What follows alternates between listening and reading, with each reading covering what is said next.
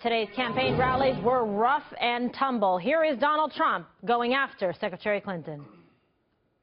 In a sense, I don't want to dignify her statements by dwelling on them too much, but a response is required for the sake of all decent voters that she is trying to smear. Going to accuse decent Americans who support this campaign, your campaign, of being racists, which we're not. But guess what? Clinton did not back down and hit right back at Trump. From the start, Donald Trump has built his campaign on prejudice and paranoia. He is taking hate groups mainstream and helping a radical fringe take over the Republican Party. His disregard for the values that make our country great is profoundly dangerous.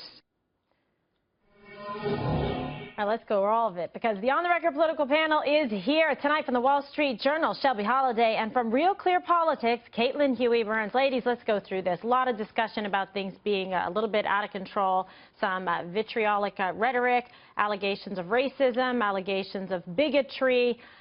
As two women sitting here and a third over here, you got to think about, this is a big vote to get, the vote of women voters out there that come out and show up in force. How's it going to play?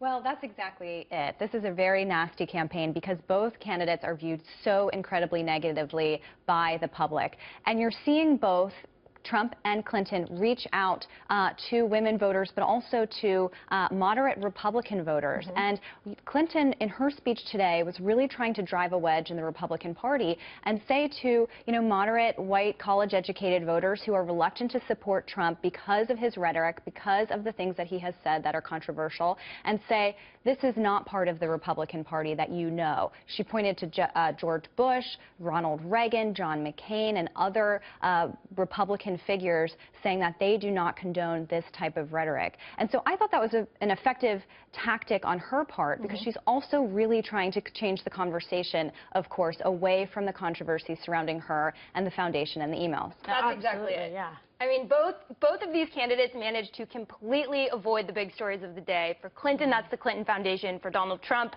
that's his backtracking on immigration. Neither of them really addressed those issues at their rallies. It was smart of Donald Trump. He went first. His rally was planned earlier.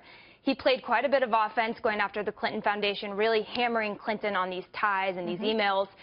But then he played a little bit of defense, and he defended his supporters, and he didn't address the alt-right or any of these extreme groups Clinton wanted to talk about, but he defended the people who want secure borders, who want safe communities. They want to eliminate the threat of radical Islamic terrorism. He really played defense for his supporters. At the same time, Clinton played a lot of offense going after Donald Trump, and she wants to continue painting him as extreme. Because 60% of voters, according to this Quinnipiac poll that Jennifer referenced, say that the way that Donald Trump talks appeals to bigotry. And if Clinton allows his speech and some of the things he says to be normalized, that hurts her. She wants more people to think that he appeals to bigotry. That will ultimately help her. So that's why we saw this speech today. And, I was going back and forth. Does it help that she's exposing the alt-right? Yeah. This is a group that wants attention. But at the end of the day, they did it before with the Tea Party, tie him to that. And now it's this group. Right. And I think Trump was trying to make the argument today, too, of don't paint with a broad brush voters who are interested in some kind of change. And so I think that if he can continue that kind of attack, that could be effective. But what Hillary Clinton has found and what Democrats have found are these clips of Republicans, conservative Republicans, rejecting a lot of what Trump is saying and a lot of the rhetoric. And she's using that in ads, and she's also using in ads clips of supporters who have come into his campaign, whether he did so intentionally or not. And I think that's really effective when you're thinking about those voters in the middle, those voters deciding whether to turn out. All right, and here's Kellyanne Conway, and there's always those focus groups, so there'll be a tailoring of a message on prompter, and I'll hit that now. Shelby, Caitlin, thank you.